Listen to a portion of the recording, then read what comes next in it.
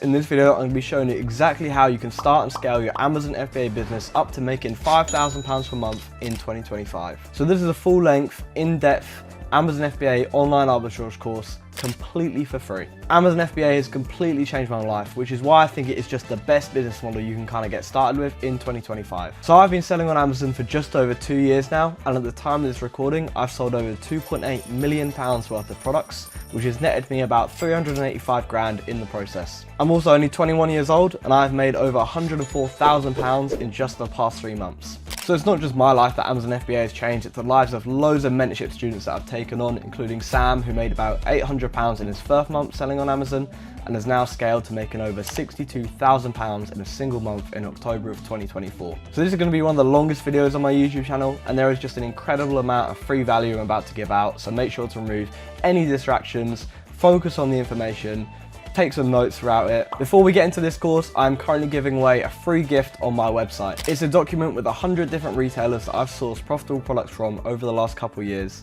to sell back onto Amazon. And it is going to be a game changer if you're just starting with Amazon FBA, as it's going to give you a massive list of suppliers that you can use alongside all the information in this free course. Make sure to click the top link in the video description and scroll to the bottom of my website to claim the free document. And finally, don't forget to like and subscribe for more Amazon FBA content from me. So yeah, let's get into it. So what actually is arbitrage? Arbitrage involves buying products from all across the internet and reselling them on platforms such as Amazon. You're leveraging the price discrepancy, so that's, the difference between your cost price and your sell price, and you're trying to take that profit in between those price points. You're sourcing from websites all across the internet, and you're utilizing data from software such as selleramp and keepa. These pieces of software provide a wealth of data that allows you to take really informed purchase decisions whenever you're looking at a potential product to be buying. In some ways, just like all businesses, you're essentially taking a super calculated gamble. I'm looking at a product, looking at all the data in front of me, also keeping in mind like my past experiences, stuff like that, and trying to determine whether or not I think there's a good chance I'll be able to sell that for a profit in the future. And of course, you're not always going to be 100% right. There will be products that you might buy that you might end up selling at a loss. But in general, as long as you can keep your win rate as high as possible and be winning like 98% of the time, you're going to have a really, really good profit. The benefits of arbitrage over a lot of traditional business models is that it has a really, really low barrier to entry. You can buy as little as 1 unit of a product. You don't need to make huge orders with wholesalers. You don't need to commit tens of thousands of pounds to anything. You just have to buy a small amount of products and shift them on Amazon. And because Amazon take care of all the advertising and all of that themselves, as long as you're joining listings that already sell well, you're not going to have to invest any money in marketing. The product literally sells itself. Arbitrage in general is a really, really beginner-friendly method.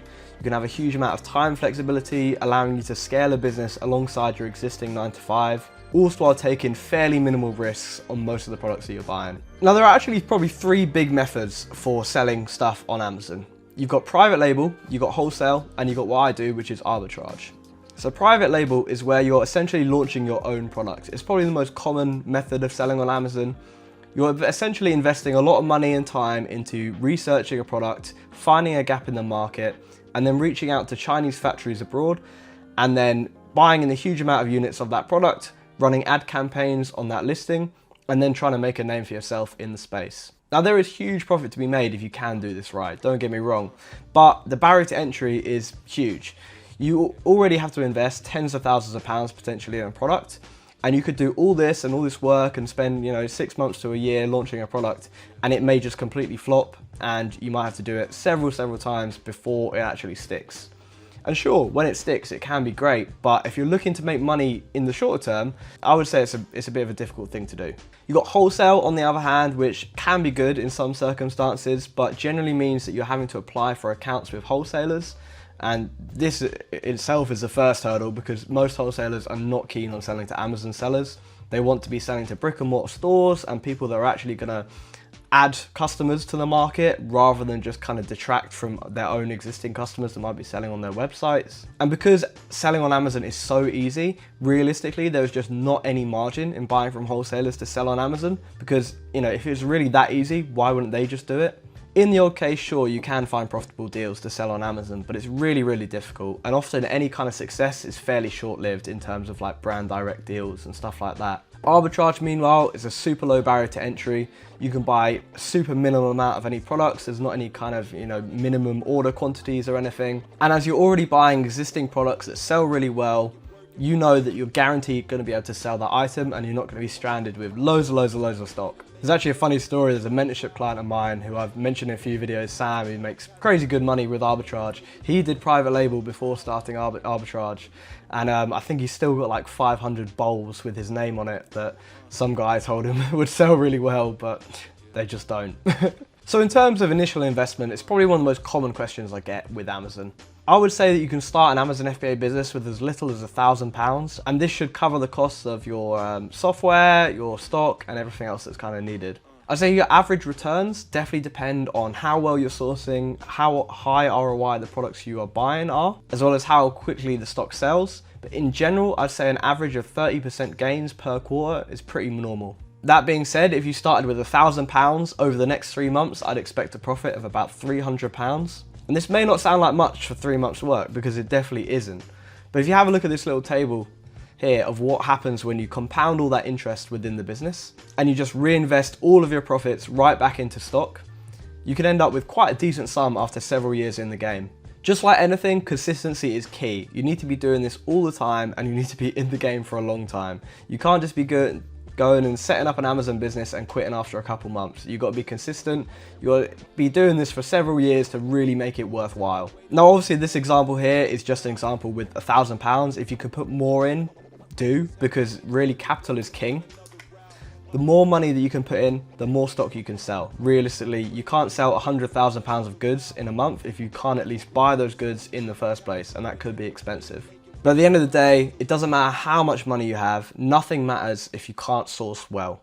If you don't know how to spend the money and how to find those high ROI, fast selling deals, you can have £1 million and it's not going to change anything. It all comes down to skill and dedication at the end of the day. So what is the actual process of online arbitrage? So essentially you want to be identifying products that have high demand and low competition, and this often requires software such as selleramp and keepa, as we mentioned before, to kind of look at all the data and work out whether or not a product sells well and what the profit actually is based on the cost price that you're getting. There are also loads of different sourcing strategies. The best thing you can be doing is looking at clearance sales, promotions, and trying to stack as many coupon codes as possible on an order, just to minimize your costs and maximize your profit. Every penny saved on a deal is a penny back into your pocket at the end of the day. And FBA in particular makes this whole process so much smoother than it would normally be.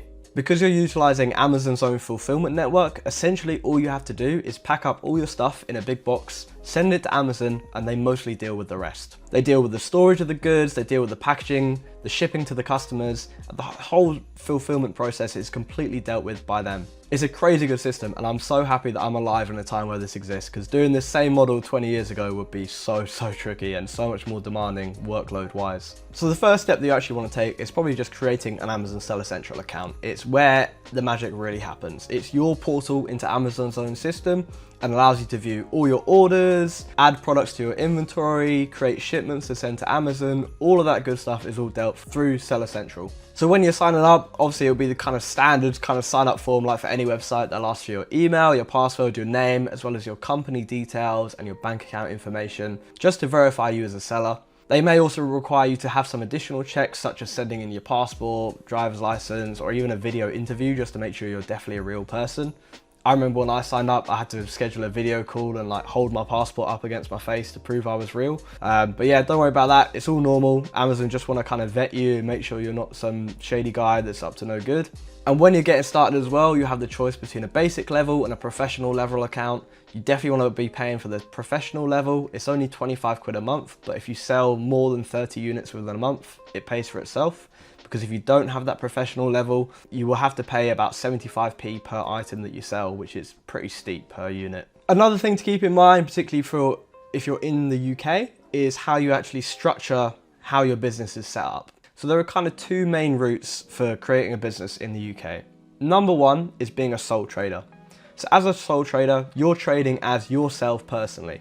The seller on Amazon is you, John Doe, Felix, whatever. This pay is taxable under the personal income tax bands. And bear with me a moment, This is not the most exciting topic, but it is unfortunately an essential one. If you're registered as a sole trader, if you make under £12,750 in a year, you do not pay any tax. But if you earn anything above that, it's then taxed at 20% all the way up to 45% if you're making over 125k.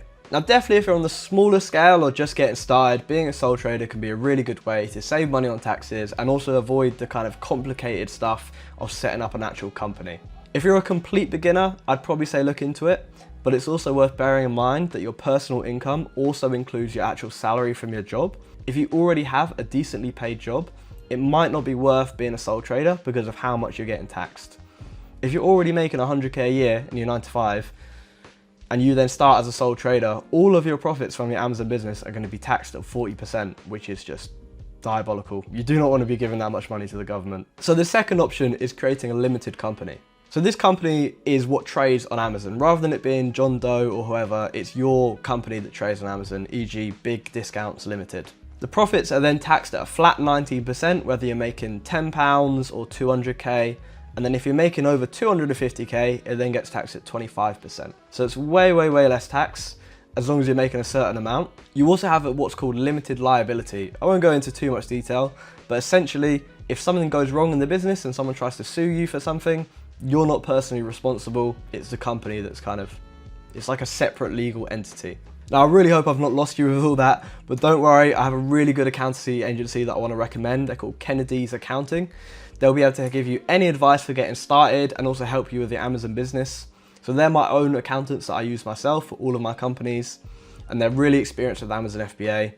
Amazon is really complicated on the tax side, and if you're using an accountant that just doesn't know what you're doing, you're either going to end up paying more tax than you should, or maybe less tax, which sounds nice, but actually would be a really bad thing because you could get fined by HMRC. So yeah, go chat to them. There's a link to the website on the screen now, as well as QR code. So yeah, go talk to them about getting set up if you want to, and they'll be able to help you with all the accountancy side of things, whether you're a sole trader or a limited company. So next up, I want to talk about the difference between FBA, which is what I do mainly, and FBM. So FBA stands for Fulfilled by Amazon, which means Amazon deal with the fulfillment, whilst FBM is Fulfilled by Merchant, which means you, the merchant, are the ones that fulfill the order. So FBA leverages Amazon's own fulfillment network, where in short, you're essentially packing up a big box of all your stock, have it all barcoded, and then you send it to Amazon's fulfillment center, and then they handle the rest. They'll store the product for you, they'll distribute it amongst all of their warehouses within the country, they'll also ship it to the customer, and they'll deal with all the customer service and any delivery problems that may arise. For example, you might send in a really expensive laptop or something like that, and then it gets damaged during the delivery to the customer, or even lost or stolen. Amazon cover all of that, they'll pay out, they'll handle the issues with the customer. You almost won't really hear about it other than, seeing the money go in and out of your Amazon balance. Especially when you're working at scale, I absolutely love this method because it just requires you to do so little work and just worry about way less going wrong. You know that at all steps of the way, Amazon are doing their thing and they got you covered. FBM, however, is where you're handling all the customer service, all of the shipping, all the storage. Every aspect of it is now within your control. Now, for some people, that may be a good thing. There are definitely advantages. For example, around Christmas, if you're trying to send in products at like the start of December, there's almost no chance they're going to be made available to sell and be processed by Amazon in time for Christmas. In circumstances like that, it might be good to be using FBM because you can have your products available to sell on Amazon within like 15 minutes. However, it does mean that you are now responsible for the customer service, which if you're an experienced eBay seller or anything like that, is not a good thing.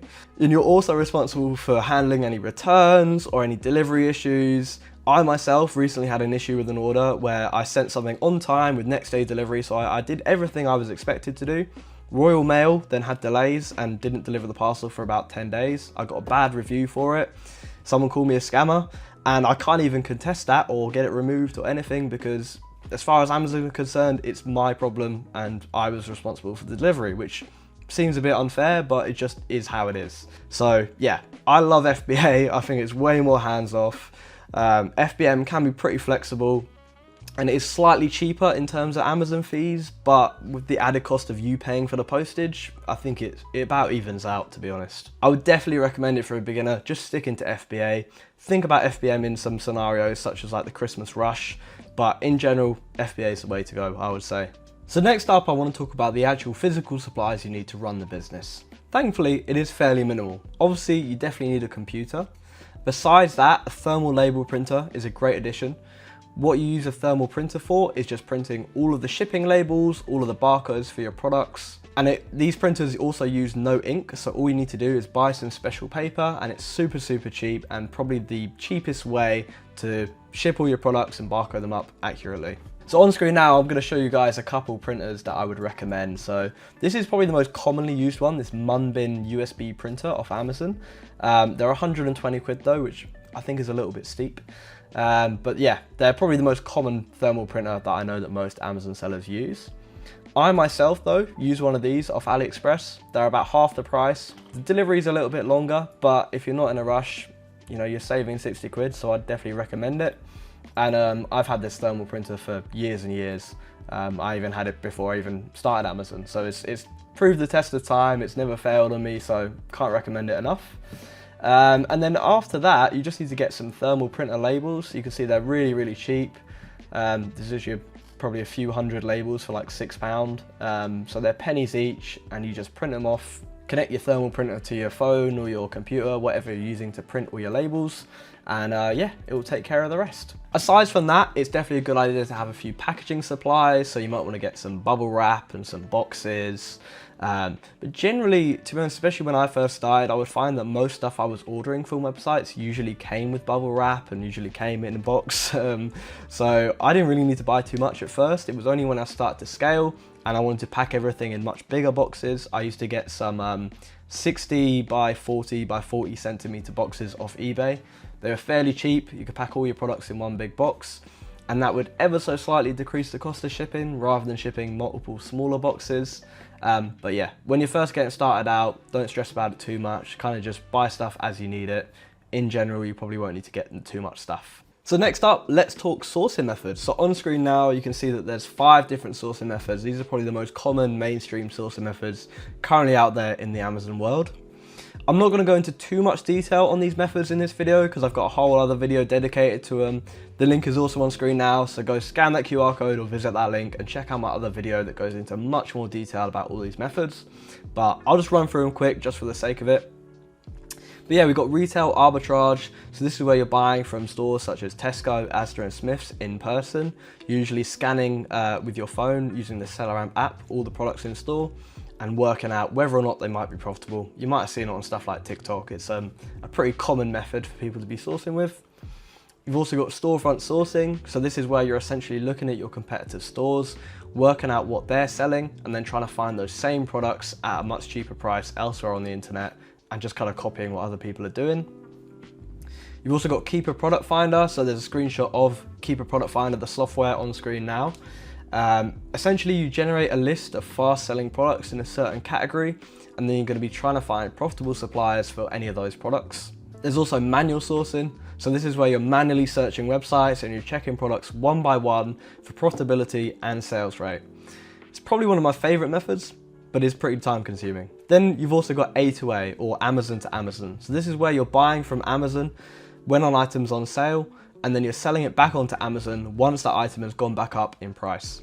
All of these methods are really good. However, some of them do get a little bit saturated nowadays because they're just such common knowledge. I have about 12 different methods that I use within my business, and if it wasn't for using a combination of those, I definitely wouldn't be where I am today.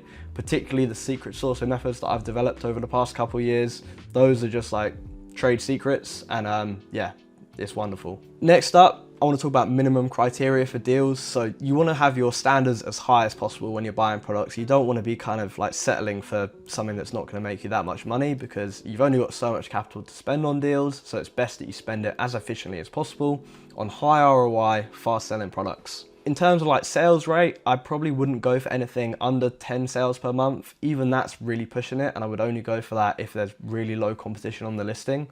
Most people only opt to go for stuff that's at least selling 30 or 40 units a month, if not more. I'd say a minimum profit of about £2 per item is pretty reasonable, and that's after all your fees, including prep fees. Some people go a little bit lower, but personally I think the margins are way too tight to be going lower than that, because if the price decreases at all, you might be left with a lot of stock that you won't be able to sell at a profit. I would also say that minimum ROI is super important. ROI is like one of the main things you want to be focusing on when you're sourcing products, because ROI is what matters, especially when you're working with a smaller amount of capital.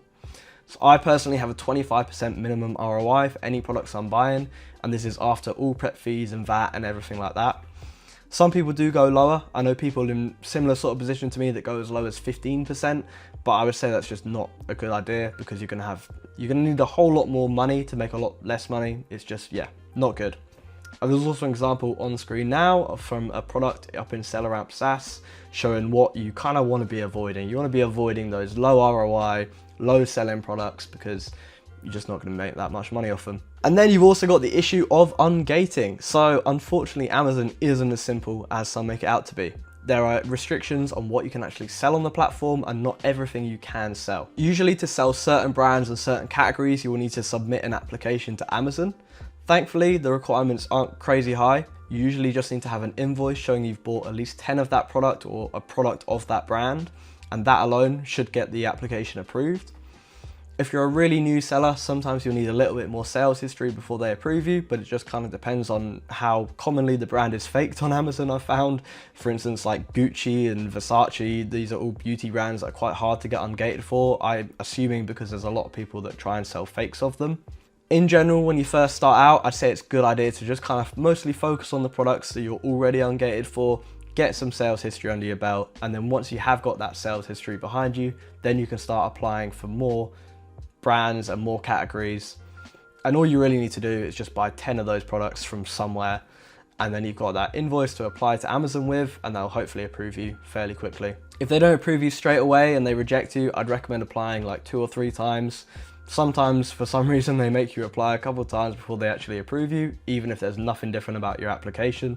But in general, just try and get as much sales history under the items that you're already approved for if you're a beginner.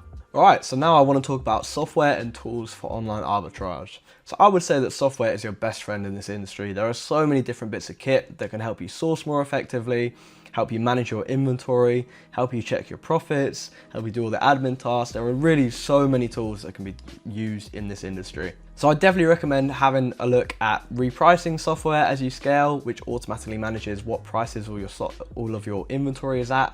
So it keeps you kind of in line with the market and competitive with other sellers. You also definitely want to be using tools such as selleramp and keepa, like we've talked about, to be analyzing all the deals that you're finding. You can also use browser extensions such as Honey, Cooper, Top Cashback and the like to get your prices as low as possible on all the stock that you're buying. And you can also be using inventory management tools like Seller Toolkit to be checking how much you're making, where exactly all your units actually are in the whole system of things, because Amazon can get a little complicated in terms of where your units are in the system. Just in general, it's great to have as many tools as possible at your disposal, but obviously you need to manage the cost of the subscriptions to all those software, along with how fast you're scaling your business, just to make sure that you're not kind of in over your head and paying out hundreds of pounds a month in software that you're not really fully utilizing. It's definitely a good idea to keep your cost to a bare minimum when you're starting Amazon, because the more money you have into stock, the more money you can make. And then later on down the line, you can then think about those extra additional costs. On screen now, there's a link and a QR code as well for my updated full list of software. So this is a link to my Discord server where there's loads of different resources, as well as a full updated software list. So even if you're watching this video in 2 or 3 years time, there's going to be an up-to-date list of what I recommend getting now, why I recommend it, and all the costs kind of involved in that. So definitely go scan that QR code, go visit that link and check out the list. So hopefully everything so far has made sense to you and I haven't lost you. Next up in this section, I want to talk a little bit about selleramp and keepa, how to actually use these pieces of software for deal analysis and how to actually get set up with them. So yeah, first up is keepa. You want to head over to the keepa website and create an account. Now there is a free version of keepa, as you can see in this screenshot here, but it's just not good enough. It doesn't give you anywhere near as much data as the paid version.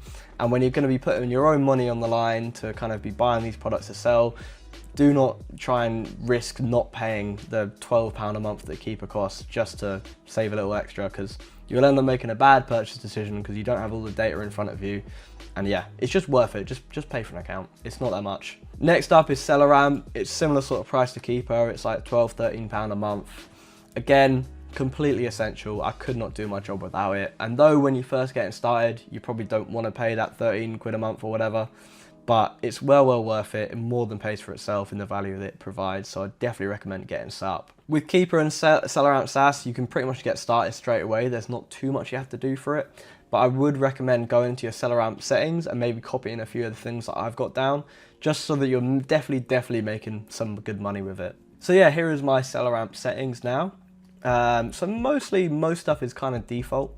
So I'll just run through each setting one by one. So firstly, we've got this section here for VAT. If you're a completely new seller, you just want to be keeping this as not registered, because you're not going to be registered for VAT. If you're an established seller, and once you've hit a certain point, well, I'd be surprised that you're watching this video, but if you are, obviously you want to have this set up as standard rate because you're registered for VAT. Next up, you want to put in your buying criteria. So I've got mine set up to flag up anything in red if it's under £2 profit per unit, or if it's under 20% ROI.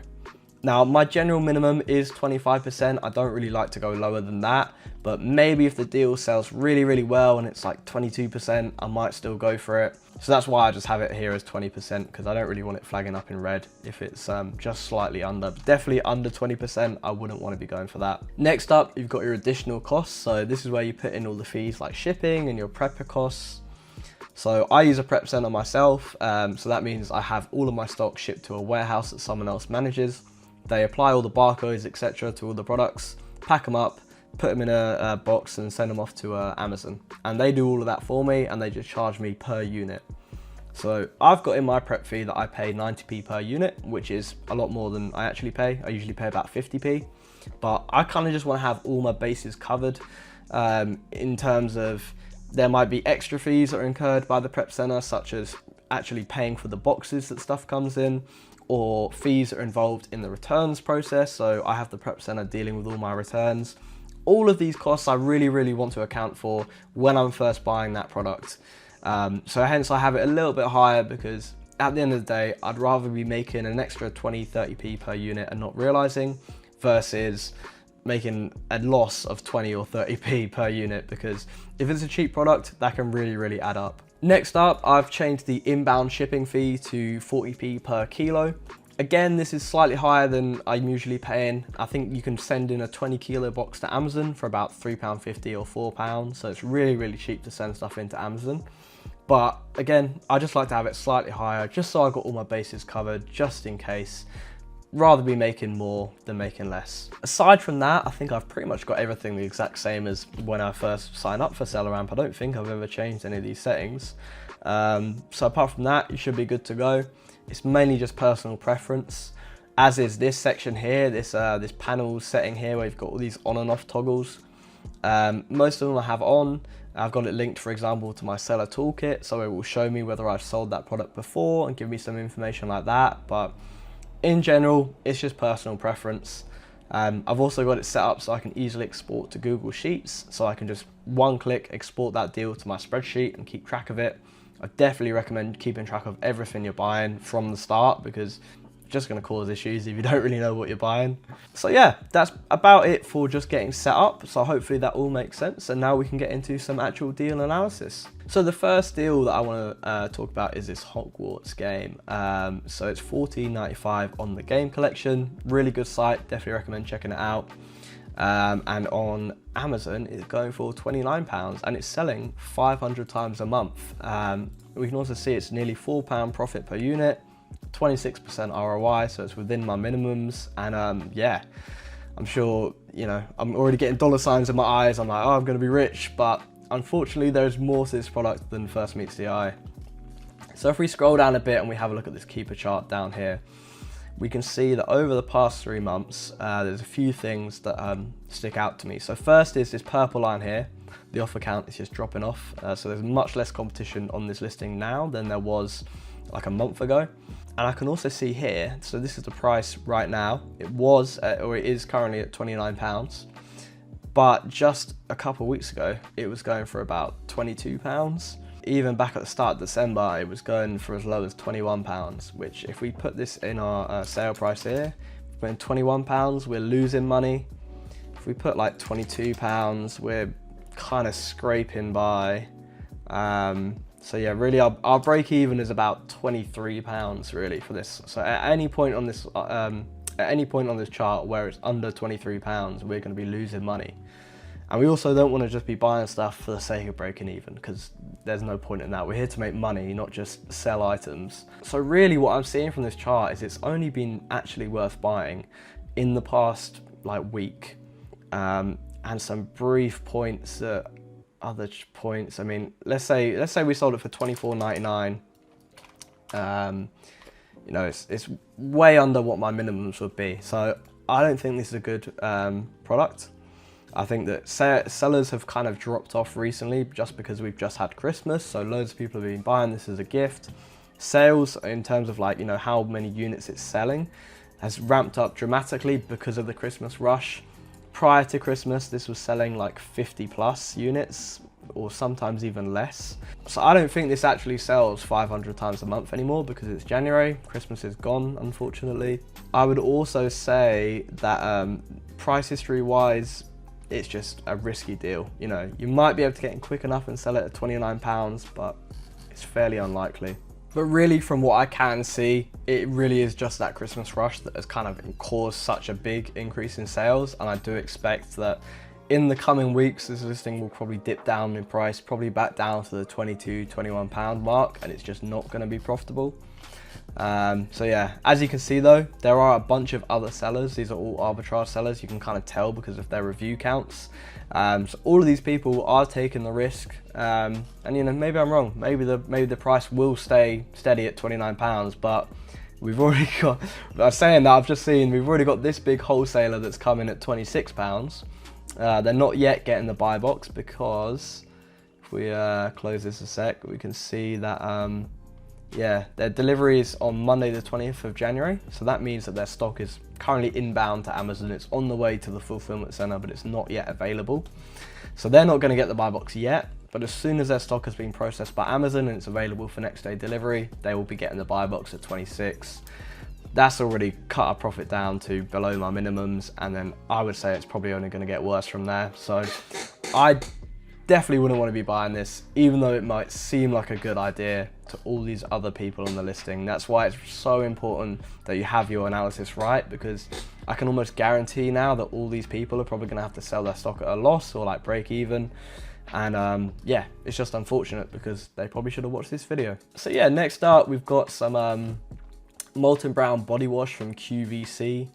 Another decent store to be buying from. They have a lot of really good deals. The idea with this one is this is a pack of 2 for £39, so you split them up, you'll get them for about £19 each. We can see, according to this estimate here, it says that the listing's selling 500 plus a month. And it's really good profit on ROI, so again, everything looks good at a glance. And yet again, we can see that there has, in fact, is that the same seller? I think that guy was on the last listing. You can see there's a couple Amazon sellers on here that are going to try and sell it for a profit, but again, I don't think this is going to sell at all. And I think we can confirm this by the fact that it says right here that it sells 500 a month, but there's no monthly sold line. So this monthly sold line is I say recent-ish, but I guess it's been a year or so since they have added it now, but in my head it's still a recent feature Amazon have added. And it just really accurately allows you to see the sales on an Amazon listing. But as you can see, it was selling 50 plus and now it's dropped off. So now it's guaranteed it's selling less than 50 units a month, guaranteed. So it's not selling 500, this is just wrong. And it's distorted because this is a variation listing.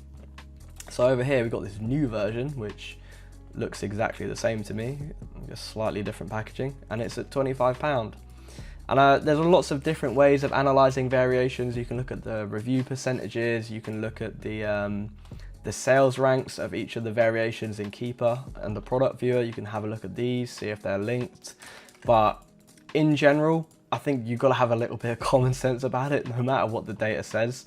If there's a new version for 25 quid and it's basically the exact same product, and there's the old version for £41, no one is paying £41 for this. Like they will not pay more than 25.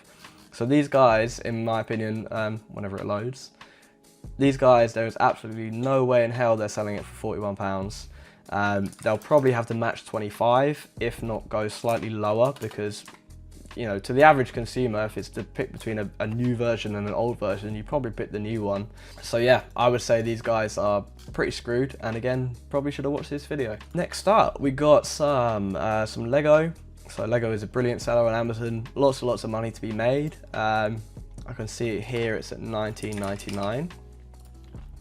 Now this listing, honestly, I'm a little undecided about. I so far haven't purchased this, but I don't know. There probably is a little bit of an opportunity here, but it's high risk, I would say. And I usually like to not go too risky with my purchases. I at least want to know there's a good chance it's going to sell, and I say this one's pretty 50-50. So currently it is really profitable, good ROI, good profit. It's selling 50 plus a month, and we can see this is not even a Christmas rush thing. It started selling 50 plus around here. I mean, that said, it could have been sales pre-Christmas that have kind of caused that line to appear in the first place, because obviously it doesn't show up straight away. But it does seem to sell. You can also see this green line here with the sales rank. This is a very, very important line to be looking at when you're analyzing products. So each drop on this line indicates a sale. So we can say that, you know, since January the 1st, we can see this line has dropped twice. So I'd say it's probably sold twice in the past 4 days, which is not bad. You know, it's not quite 50, but it's at least selling a little bit. And competition wise, it's not too bad. There's a few other people on the listing, but most of them are at higher prices. So if you can match that lower price, I'd say there's an opportunity.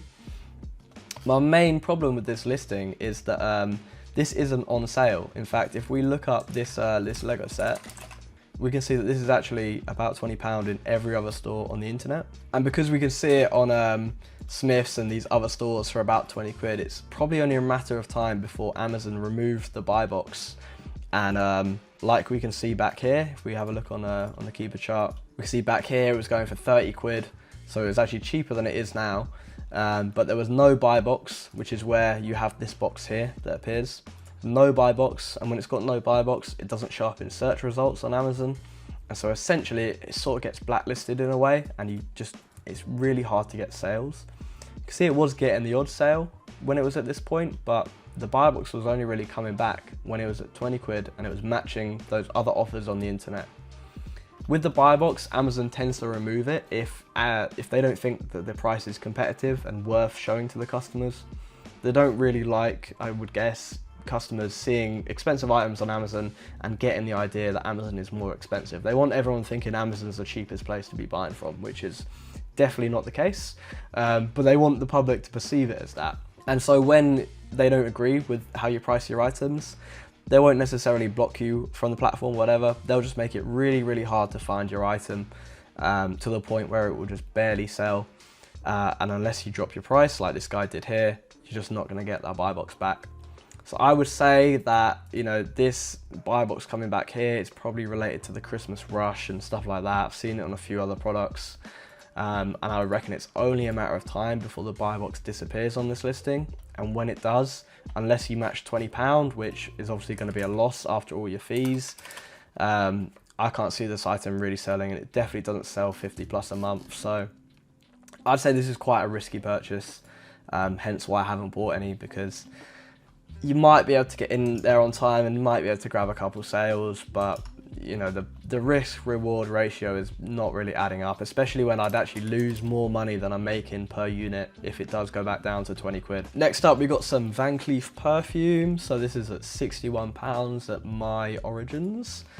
Another really common store to be buying from for Arbitrage. They stock mainly like perfumes, beauty items and the like. We can see on this listing here, so it's currently selling for £107. Amazon is saying it sells 100 times a month, which is looking good so far. We can also see that the price history has been fairly stable. There are definitely no points. In fact, I think right now it's probably the cheapest it's been in a while. I say the main red flag to me here is that it's not selling so well throughout the year.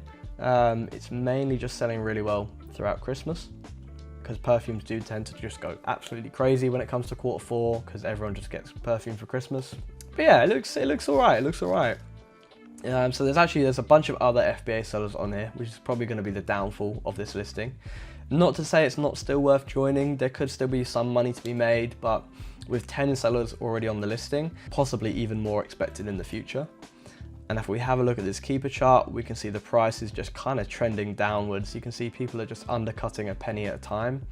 Generally, you want to be avoiding listings where you just see this kind of rising offer count and decreasing seller count, because, you know, it's already in the past, so it's the 4th today, so a month ago it was 132, and it's already declined like 20 something pounds in the past month.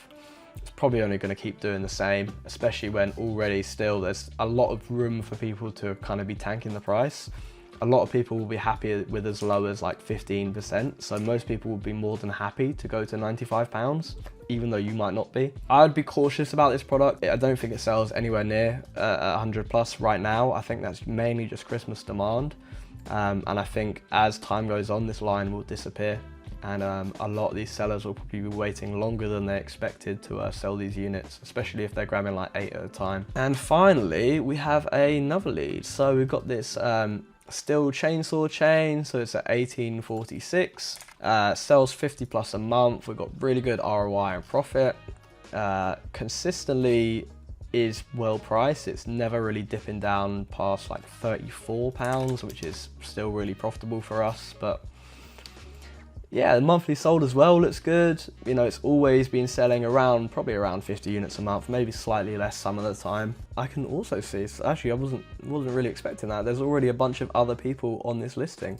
So I'd be quite curious where these guys have been buying from, because I was gonna say, this is a reason why you have to be very, very careful with where you're buying from on the internet and what products you're actually stocking. This is not a genuine product. It might look very, very similar, but it's actually not. It is, Mano is a marketplace. It's not a like a proper website where they just, you know, stock all their own products like sites like Natino do. It's more like eBay, right? It's like eBay for online DIY stuff.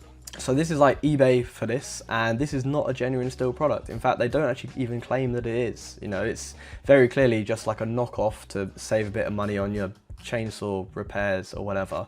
It might have the same number up here, but at no point on the page anywhere does it say anything about it being a still product. And you can even see there's a bunch of other similar knockoffs going on this website from other sellers as well. And I think if we even look at this guy's store, you can see he just sells a bunch of just random knockoff stuff. So this is not a very good place to be buying from. You know, this place doesn't have a good reputation. If you're more than likely going to get complaints from your Amazon buyers, because they're going to think they're buying a genuine still product, and you send them a Chinese knockoff, you're going to arguably just get banned straight away from selling on Amazon. So I'm wondering now if all these guys have been buying from the same place, because if they have, they're not going to be on the platform very long. So yeah, definitely avoid products for all of these reasons. Hopefully that gives you guys a little bit of insight into why I might reject a deal. In a sec, I'm going to be going over a few deals that are slightly better and definitely worth purchasing, so stay tuned. All right then, let's look at a few more deals that I'm a little bit more fond on. So first off, we've got some Chloe perfume. This sells 200 times a month, or at least it's sold 200 units in the past month. Got to remember the Christmas rush. So we've got the profit, good profit and ROI, so that's all looking good. I can see that, yep, it is definitely the Christmas rush that's caused such a big increase, though that said, you know, even back in October, it was selling 50 plus. Not too much history further back than that, but I'd say this definitely sells well, just probably not as well as it first seems. But still so far looking like a good buy. So we've got 9 other FBA sellers on it at the moment, which is a little bit high.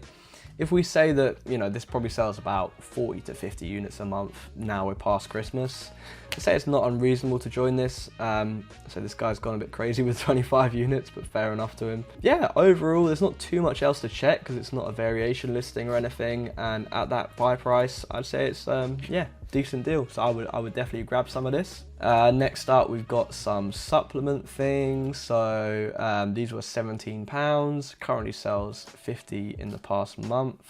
If we zoom out a little bit, so if we look at the past year, we can see that it's not really been influenced at all by Christmas. I'd be quite surprised if you were getting this as a Christmas present, to be honest. But yeah, it's really consistently been selling 50 plus. You know, there's some bits where the sales have dropped off a bit, but it seems to be where the price has gone up a lot. When it's gone to like £50, it doesn't sell as well, which is to be expected. But yeah, at this price, it seems to do really nicely. We've also got not actually too much competition. We've got a few other FBA sellers here to compete with, but for the most part, most people on this listing are slightly higher than the price we'd kind of be expecting to sell at. So also gets a green light from me. Again, there's not much else to really check here. The price is really consistent. It's not a variation listing or anything. And because we've got that gold line with the monthly sold, we can kind of buy this in confidence and know that doesn't matter what any of the other data says, this gold line, it's directly from Amazon, and that's kind of the thing that takes precedent over everything. And then next up, we've got this Garmin watch. So this one's a little bit more complicated compared to the last couple. So the cost price was £145, and currently it appears to be selling at $459. There's no buy box, as you can see here, which is a little bit of a problem because we know from some of the last deals we looked at that if it's not got the buy box, it means that it's not going to be showing up in search, and in general, it's just going to be not getting any sales. So I'm going to have a look at the price history. So if we open this up in Keepa, we've got the last 3 months of history here because it's just recently gone up to 459. Before that, it was going for like 400, but still no buy box. We zoom out to the past year. You can see that Amazon was selling it before between $299 and $259, and it did have the buy box when it was at that price. So we can see here that's still a really good profit, really good profit at the $299 mark. So I say it's, you know, being that this was only back in September, if we drop it down to $299 or maybe $259 if we have to, we're definitely going to get the buy box back.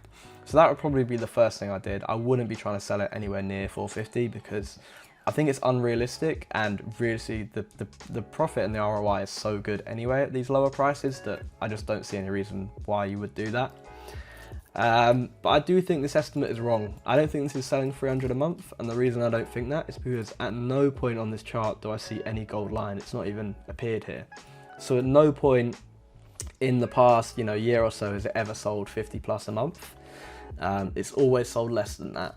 Now this is probably influenced because of the variation. You can see there's a lot of different watches on this listing. It can sometimes make variation listings can sometimes be really tricky to analyze. Best kind of way to do it is by having a look at the variations in product viewer on Keepa, and you can see this variation number here. Usually when they're all linked together, and by linked I mean they're all really similar, so you can see that all of these watches are all 6,000 and something. Some are literally 6,006, 6,006, 6,006, some are slightly different, but in general all of these watches, including the one that we're selling, all share a sales rank.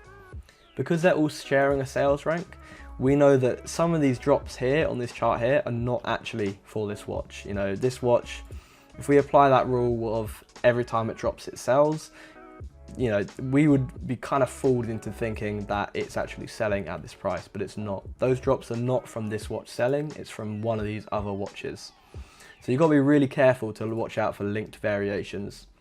If these numbers are all completely different, like one's 100,000, one's 50,000, one's 10,000, it's safe to assume that this estimate on selleramp is for that specific variation. But if it's linked, like in this case, this sales estimate is shared across all of these watches. So all of these watches collectively sell 300 units a month, but this one in particular does not. But despite that though, you know, it doesn't really matter too much because yeah, it doesn't sell 300 units a month, but the profit is crazy good on this.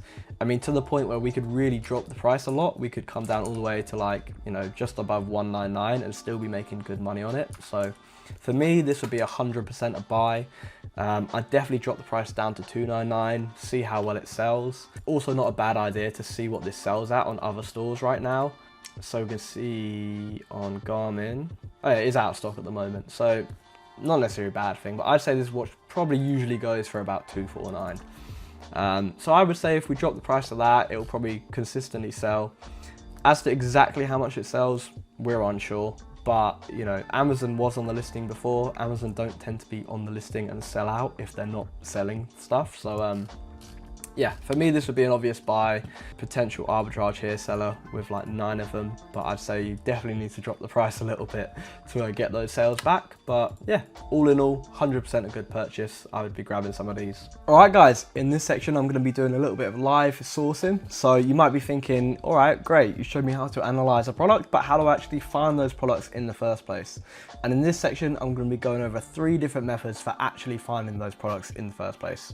The first one I'm going to be doing is storefront sourcing, then I'm going to be talking about manual sourcing, and then finally we're going to do a little bit of A to A, that's Amazon to Amazon, so where you're buying from Amazon to sell back onto Amazon. So yeah, without further ado, let's get into it. So on my screen now, you might be able to see this Aveda shampoo product. It's just a random product I found on Amazon that I noticed had a lot of other Amazon arbitrage sellers. So I can usually tell just at a glance whether someone's an arbitrage seller because it tends to be people with a fairly low review count. See, there's a lot of people here with like 200, 300, 100, sometimes less reviews.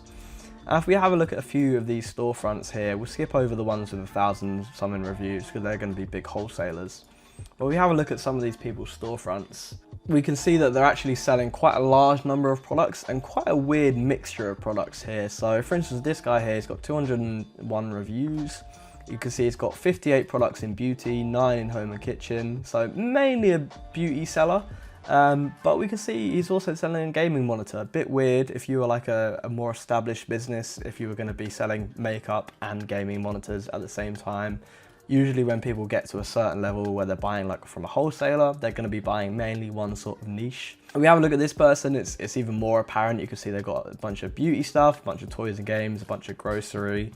They've got a whole kind of mix of different products. You can see they're selling drink flasks, they're selling shampoo, they're selling, I don't even know what that is, but some sort of DIY product. They got coffee. This person really sells everything, right? So this is the kind of person that you want to be looking at when you're storefronting products, because it's clear that they've not got any particular niche or brand that they sell. They're just selling anything that's profitable, and that is a good sign that they're an arbitrage seller. So if I close some of these up, I've got this seller here with 374 reviews. They've got a whole bunch of different products. Now this is really like the prime sort of person you want to be storefronting. You want to be looking at someone that's got like loads and loads and loads of products. They've definitely got like a few hundred different products, and they've got it across loads of different categories as well. This guy's got like an equal split of computers, beauty, electronics, DIY, etc. So yeah, all looks good to me, and because they've got the high review count, you know that they're going to be an established seller. They'll be good with stuff like selleramp, keepa, so you can trust that any of the stuff they're selling is probably a good deal to be kind of looking at. So yeah, I guess we can just get started. So really it's as simple when it comes to storefronting as just Googling what products the seller sells. So we'll have a look at this one first. So we've got that same Aveda shampoo, so we'll have a look at this on Google and see if we can find anywhere. We're wanting to be buying this for at least at most like 6.73. So if we're paying more for that, it's probably not something we're going to be buying. So yeah, we've got this here from the actual web store. So I can see 250ml for 16.50. Probably not going to be profitable. I can't see obviously any coupon codes on the page. Now if you have Honey or Keepa installed, these are brilliant Chrome extensions. You can add it to the basket, see if there's any coupon codes. I'm not going to do this in the video because it's just going to turn into a 24-hour long video. Yeah, definitely do that when you are manual sourcing. Add every single product to the cart, kind of try and see if there's any voucher codes that work with the products. Also just have a little look online. Sometimes you'll be able to find the coupon codes on other websites, or even just on their own website. Up here at the top of the page it might say like 10% off if you spend £100, etc. So yeah, that is probably no good for now. We can have a look at this Charlotte Tilbury thing. So we want to be getting this for £15, this foundation. There's a few different sites that seem to sell it. It is the same product, I'm pretty sure, but it's nowhere near our kind of ideal price to be paying for this. Neither is John Lewis actually. Cult Beauty as well. Let's see, £39 again. You can see you get like 15% off up here with your app order, but 15% off £39 is not going to make it profitable, so I'm just going to move on. I usually, if I'm storefronting, I don't really tend to take too much time checking the products. I mean, it's always good, but a large amount of these products are actually just not going to be available. It's not uncommon for like most of the products you check in to just not be found, because these guys will have already bought this product weeks earlier, and it's already kind of, they've already got it, they've already labeled it up, they've already sent it into Amazon. It's been a long time already. Part of kind of why I don't really like storefront sourcing, because in general, you're just going to be looking at products that other people are already like saturating heavily. I mean, this listing, for example, Jesus, I was expecting it to be saturated, but not this bad. But you can, yeah, as you can see, there's already 60 other sellers on this listing. It sells 50 a month, apparently, but you know, judging from the, you know, the analysis we've already done in this video, you can see that this is a Christmas rush kind of thing. This doesn't normally sell 50 at no point throughout the year. Normally does this sell 50 plus. So there's already more sellers on it than there's even sales per month. So I'm not even going to check that, because I don't want to be joining that listing. It's I'm seeing it's quite a common theme actually in this guy's inventory. There's a lot of other FBA sellers on these listings. Yeah, in general, I just try and avoid other people. I try and use sourcing methods that other people just aren't doing, because when you're doing these really common sourcing methods that everyone and their mum knows about and they're all over YouTube and stuff, like, it's just yeah, it's a race to the bottom on a lot of these listings. So this is an ideal price of £19. I might have a look at this site just because I know they usually have some good deals on stuff. So this one's buy one get one half price, but that won't work out profitable enough. You do get a little bit of an extra thing, but I still don't think that's going to be profitable if those are normally 60 quid. This site, so it's £34. You can get 10% off and 15% cash back. It's alright, but still not going to bring it down to below our cost price. Same sort of thing here. Can't see any coupons jumping out at me, but again, you know, I could be, because I'm not adding them to the cart and I'm not checking them with honey in this video, I could definitely be missing some deals. I'm just trying to get some low-hanging fruit, to be honest, because I don't want to spend ages on this section. So some of them, to be fair, they might have been good when they were first sourced, but with too many people storefronting and stuff, it's it can get saturated. So that's 18. To be fair, that's not bad. That's 100 sales a month. So that's pretty good. We're looking for a cost price of £8. Oh, I can see an £8 there. Yeah, 250ml version. So this 18.75 here, £19 here.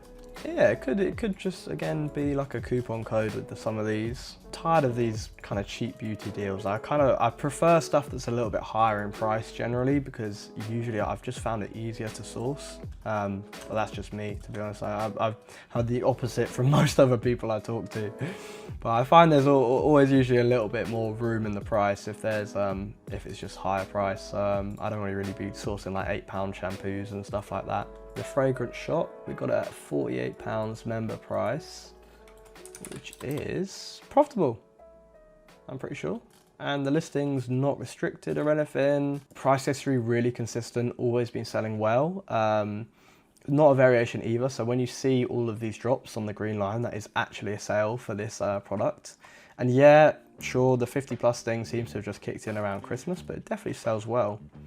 And there's not even any competition on this, to be fair. There's only a few other sellers. You've got these two guys and then Amazon and a couple other people that are much higher in price. Yeah, this looks great, to be fair. This looks really good. Nice one. All right, yeah, this would be a perfect purchase. £48 member price. Only thing is, with Fragrance Shop, it's usually hard to get a lot of orders in, because you've got to sign up to like their membership, and they can just see that you're ordering like 20 perfumes at once. So you've got to usually order only like 4 or 5, but still 4 or 5, that's 40, 50, 60 quid profit from what, like, my video recorder's saying I've been recording for about 10 minutes. So yeah, 10 minutes work to make 50 quid. I think it's fairly obvious how well this can really work. So yeah, just keep going really. So we'll have a look at some of these Philips bulbs. So these are £66 on Amazon at the moment. It's saying that they're selling 50 plus a month. Price history's all right. I think there's a fair few sellers on this listing though. Yeah, there's quite a few to compete with. It seems they all appeared around here. I think this was an A to A actually. So if we have a look on this keepa chart, we can see that just before the line started jumping up and everyone started joining the listing, Amazon had this on sale for £50. So if we do 50.76 and we assume we were going to sell it for £79.99, It's okay, but it's kind of below my minimum ROI, and the price has tanked a little bit since then, so now it's not that profitable. It's, you know, you basically breaking even. This is why it's very important to have a minimum ROI that's quite high, like me with my 25% minimum.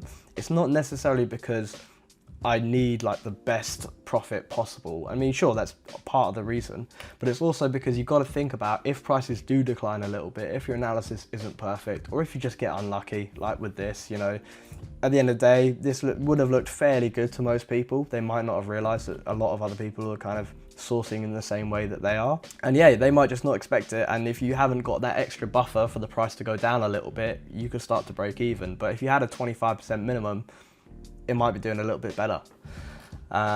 So yeah, I think that's where these people are buying it from. I think it's an Amazon to Amazon, so it's not going to be one we can look at. Then we've got this Asus motherboard, so $269. Often with a lot of these tech deals and stuff like that, that go out of stock very, very quickly. I wouldn't be surprised if it was on one of these 3 websites, because these 3 websites do have some pretty good deals a lot of the time. Would be good, but yeah, I can't see it in stock anywhere instantly. Though I'm not searching very hard. Really, if you're doing this method, you should be searching a little bit harder than I am in this video, and going through every single one of these sites if you can, and checking all the coupon codes, as I said. Yeah, let's have a look at this football. So we can see this listing sells 100 times a month currently. Fairly good price history. A bit of a jump up in sellers, but kind of no drop off in price or anything. There's just a few people on here. And yeah, in general, this does look really good. You got the monthly sold coming up. Obviously, again, Christmas rush and that, but I think it still sells fairly consistently. There's not too much data prior to Christmas though. It's a fairly new listing, if I can see. So is that the same? So it's in like Pitch Academy. I'm guessing that's a different ball. So this is definitely the same ball. 25.19 I've got here. So yeah, it looks really good. Especially if you can get a coupon code for anything. I can't see anywhere on the site that there is one, but oh no, get 5% off. So you get an extra 5% off, which would be, so you get 23.93.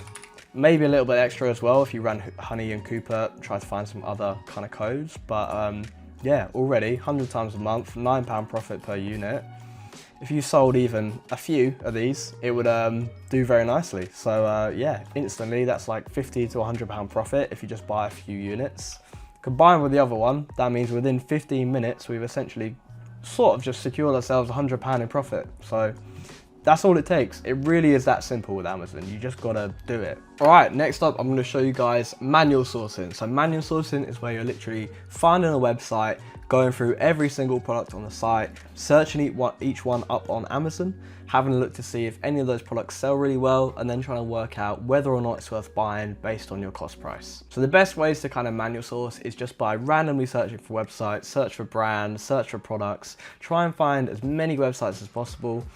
Just a little reminder, definitely check the link in the description because there's a list of 100 different websites on my own website of all profitable suppliers where I've sourced products from. So go check that out. Great place to start if you want to know places to manual source from. But anyway, manual sourcing is great. It can be a little bit time consuming because you are just checking every single product one by one, but it's probably one of the most effective sourcing methods I use, and probably the mainstream sourcing method that I still use. Mostly I tend to shy away from stuff that's a little bit too public because, you know, you don't really want to be following the crowd. You want to be doing something a little bit different. But with manual sourcing, nothing really compares, you know. It's got its own barrier to entry just because of how long it can kind of be. You know, you've got to spend a lot of time just manually looking at websites, but I'd say it's definitely worth it as long as you're looking at the right place. So anyway, let's get into it. So I've got this supplement health-based website called Health with a F on the end. I don't know why it's not loading. But yeah, here's a list of all their best sellers. So usually when I'm looking at a website, I'll try and see what sells best on that website. So if they've got like a best sellers list like this, probably a good place to start, because if it sells well on their website, it definitely will sell well on Amazon. So yeah, and that's just a case of just going through it really. I have sourced this website before, full disclosure, so I know that there is definitely some good deals in here. Quite a few in fact, but yeah, it's just a case of kind of having a look on Amazon. We can have a look on selleramp, try and find some links to products. So This seems to be the same listing as this. So these are £17 on health.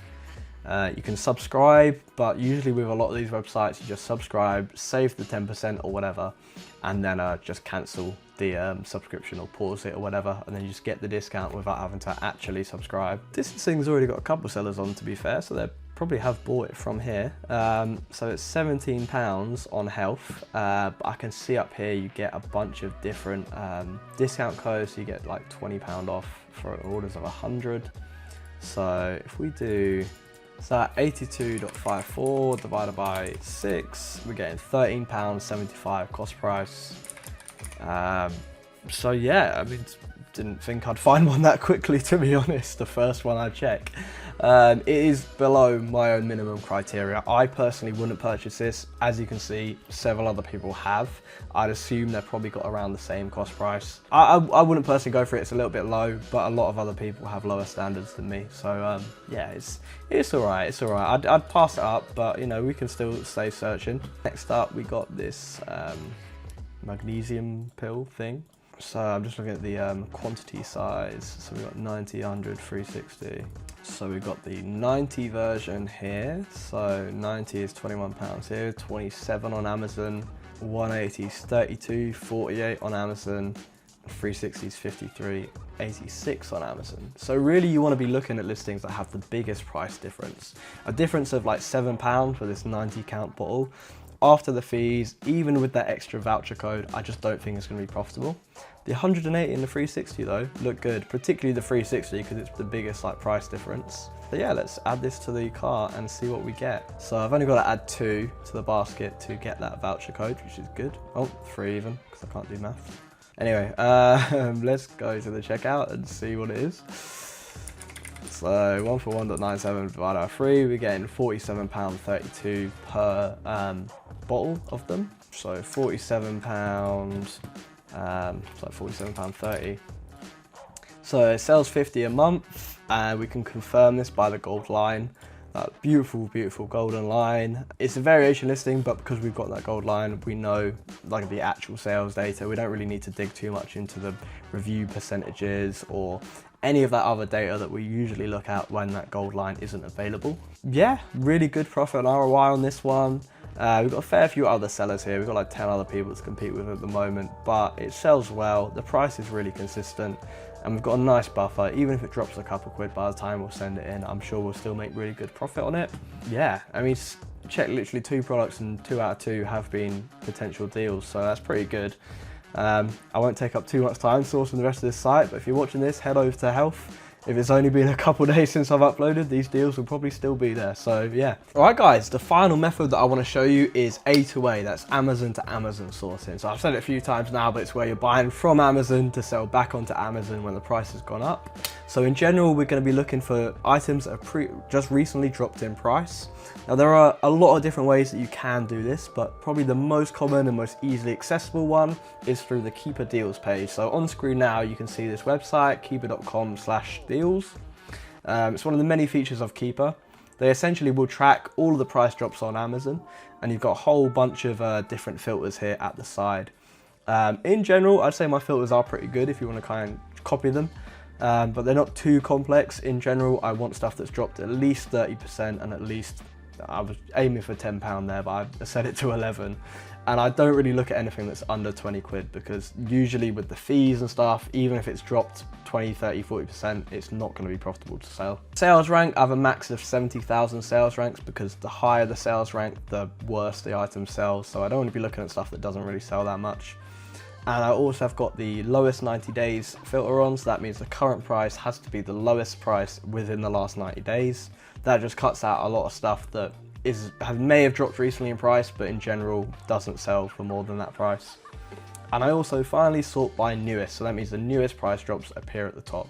Usually with Amazon to Amazon deals, they usually sell out fairly quickly if it's a really good deal, especially if it's actual just price error. Sometimes Amazon completely fuck up and price something at like £100 when it should be 500.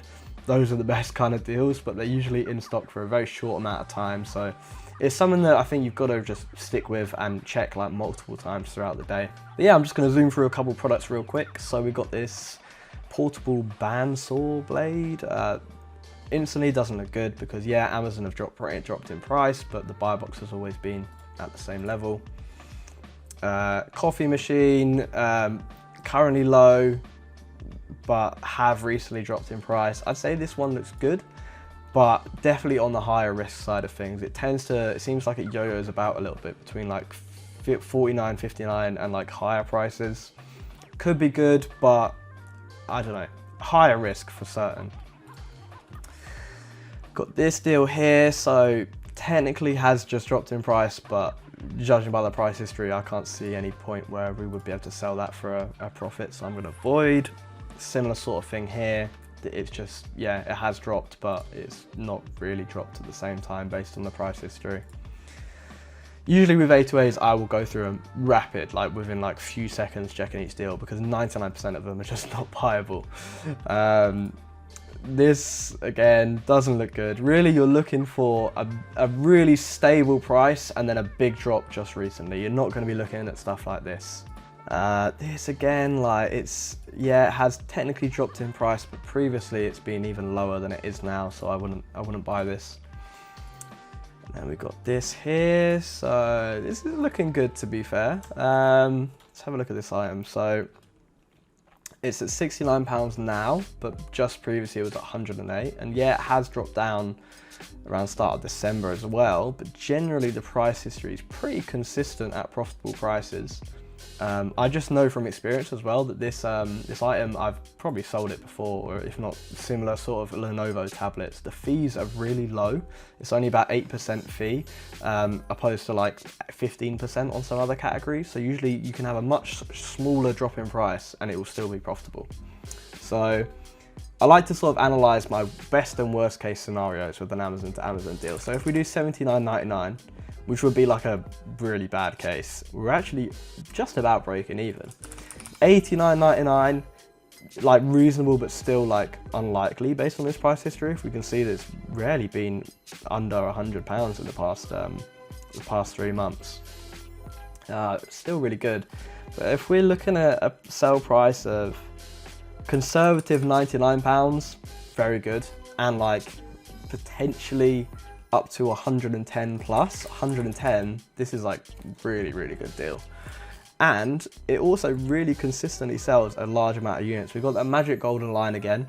And yeah, there was a big jump in Christmas where it started selling 500 plus, but it's very consistently been selling anywhere between 250 units a month. And there's not really any point, even in the past year, where it would have been unprofitable. I can only see like literally like a couple small drops down to, you know, it's only recently dropped to like 79, 69 pounds. Any other point before this, the lowest it's dropped on sale is like 89 pounds, and most of the time it's been 100 plus. So this is a definite buy for me. That is a good buy. Maybe the coffee machine, though it's a little bit riskier. Instantly, again, just secured a bunch of profit. With how many this sells, really we're only held back by the order limit, so you can only order 5 at once at the moment. But you know, order 5 and that's 100 quid profit. If you're like me and you have 3 or 4 different Amazon accounts for buying stuff, that means you can buy 15, 20 units. And if I just quickly do the maths, that's a good few £100 in profit. So yeah, solid buy. Yeah, again, it really is easy as that. It's just about knowing these methods, knowing these little tips and tricks, and just doing them every day. You can definitely check Keepa very often and not find very much. You just have to check it, you know, multiple times a day and grab those things before they go out of stock. And yeah, just stay consistent. Consistency is key. All right, guys, so now you're familiar with the basics. I just want to go over the last few little things to keep in mind just before you get started. So first of all, I've got a few tips for success. Firstly is that you want to really be sticking to your minimums, you know, stick to that 25% ROI, 10 sales per month, £2 profit per unit. Do not try and force a deal. I know that I'm definitely guilty of this at times when I first kind of started out, where maybe I'd not really spent any money, maybe I'd felt like I hadn't found a good deal in a few days, and I was just eager to get purchasing, and so I'd probably end up purchasing products that I really shouldn't have been purchasing because I knew they weren't very good deals, but I kind of thought it's better to buy something than nothing. But the reality is it's just a waste of money and time. You know, you might be able to sell it at a loss or, you know, break even or something, but if you're forcing a deal that you know isn't going to work, you're just being silly, really, with your money. You gotta spend smart, save your money for the good deals. If you haven't found one in a few days, just don't stress, because you're gonna be new to this. You know, you're not gonna be finding piles and piles and piles of deals. You're you know, gonna be taking a little bit of time when you first getting started. So just, you know, bear with it, get learning, and yeah, just don't force a deal, really. You also want to be going wide and not deep. So, you know, try and not go too deep on any particular product. Especially when you're first getting started, you're gonna make mistakes, you know, you're gonna fuck up, you're gonna buy stuff that isn't actually a good deal, even though it seemed like it at the time. It happens, it's just part of the learning experience. The best thing you can do in that situation is to just kind of clear it, sell it at any price, you know, get your money back or whatever, and then just kind of learn from that occasion, figure out what went wrong with that deal. But yeah, just don't go too deep. Try and buy as many ASINs as possible. You know, if you can have 50 different ASINs, that's going to be a much better learning experience for you than just having like 1 or 2. So yeah, just try and go as wide as possible. And lastly, you've just got a few keys to OA, which is really just getting prices as low as possible, whether it's through sales on a site, whether it's through coupon codes, or whether it's through stuff like student discounts, NHS discounts, work discounts. I know some people get certain discounts for certain stores through their work. If you have access to any of these sort of discounts, or even if you have friends in the NHS, for example, or friends that are students that can help you get access to those discounts, it can be absolutely game changing.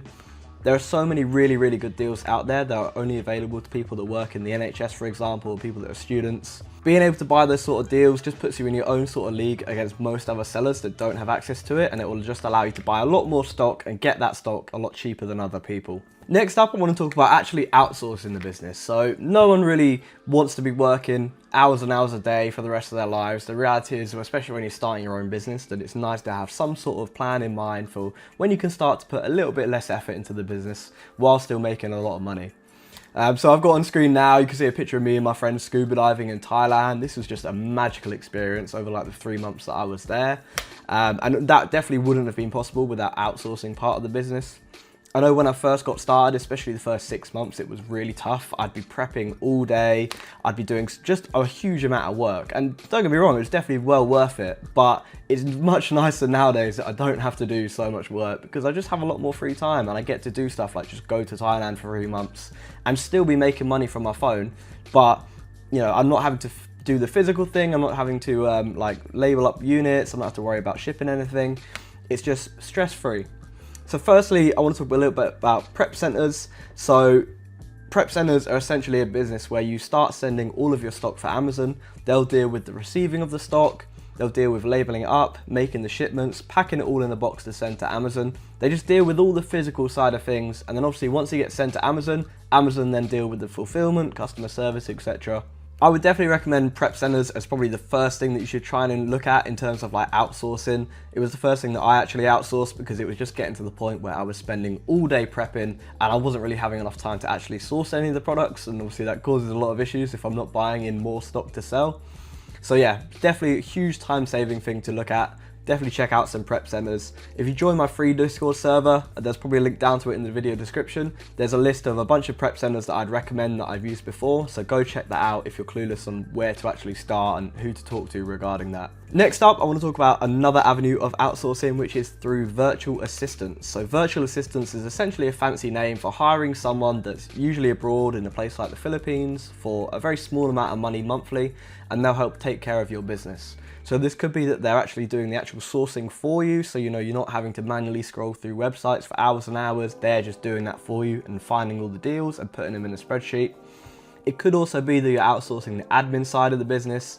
So there's a lot of stuff behind the scenes that people don't really consider with Amazon that, to be honest, we haven't even really fully touched on in this course, about just stuff like making sure all the stock doesn't go missing at any points and that you're getting reimbursements whenever Amazon lose stock or damage anything, and just kind of making sure everything's ticking along smoothly and you're not somehow losing money without really realizing it. Outsourcing to an admin VA is one of the best things I've ever done. I hired an admin VA, I think it was in the spring of 2023 now. And yeah, couldn't go back. Honestly, she does so much for me. It's literally to the point now where the only thing I haven't outsourced is the purchasing, which is where I'm actually buying the deals. And that's something that I probably wouldn't want to outsource ever. But yeah, virtual assistants are great. You know, the average salary for someone in the Philippines, like a good monthly salary, is about £300 per month. I've got 4 team members, so collectively I'm paying under 1.5 grand a month for their salaries, and they do all the sourcing for me and they do all the admin side of things. So I really just do fairly little in the business nowadays. On the topic of purchasing, this is more my personal opinion. I do know some people that have outsourced purchasing and have had success with it. Personally though, if I'm going to be spending £5,000-10,000 on a bunch of stock, I want to have that final say, you know. I don't really want to be outsourcing that. I don't want to be trusting someone else on the other side of the world to kind of make the decision of whether or not a deal is good or not. Obviously, my sourcing VAs already check all the deals, so most of the stuff they're putting on the sheet, I do just end up buying.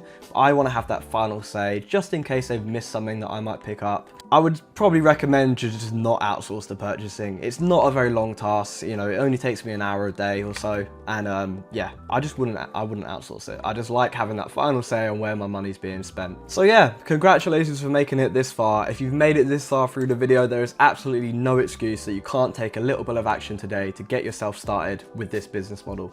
So the first thing you want to do is go onto Seller Central. So look up Amazon Seller Central on Google and make a Seller Central account. Then you want to get signed up to selleramp SaaS and Keepa. You also want to download Honey, Keepa, Top Cashback, all of those money saving Chrome extensions. And then just get started with sourcing. I've already covered a few different methods in this video. I've showed you that they actually do work. It's up to you now. The ball is in your court. You've got to go out there. You've got to put these methods into play. I can't do everything for you, unfortunately. You've got to put in a little bit of work, but it's well worth it. It might feel at first that it's all new to you and you're struggling, but don't worry, I was exactly the same. You know, when I first started Amazon, I was also clueless and I didn't have someone like me on YouTube that was explaining it all in depth to them. I had to figure out a lot for myself. So just use all the resources at your disposal. You know, check out my other YouTube videos, check out YouTube videos from other people as well. There's loads and loads of content about Amazon FBA online. Network, you know, join some Discord groups, chat to other people, and just get involved in the community. Part of the reason I've done so well in Amazon is just because I'm absolutely obsessed with it. It's the first thing I wake up and think about. It's the first thing I usually think about before I go to sleep. I'm just always on the case about Amazon. I'm always thinking, what can I do to kind of advance my business? And it's important that you adopt a similar sort of mindset where you just make it your everything. Make it the thing that you want to make work this year, you know? But yeah, just get sourcing, buy your first product. Don't be afraid to make mistakes. You know, it's pretty rare that you'll end up selling anything for a loss. You know, at least you'll be able to get what you paid for any items. So yeah, just get sourcing, get purchasing, get those items sent in. There's also on screen now is a link to all the FBA software that I use. So you'll be able to scan that QR code or go to that link and find out all the software that I recommend you get it, alongside selleramp SaaS and Keepa, because software is definitely a friend in this game.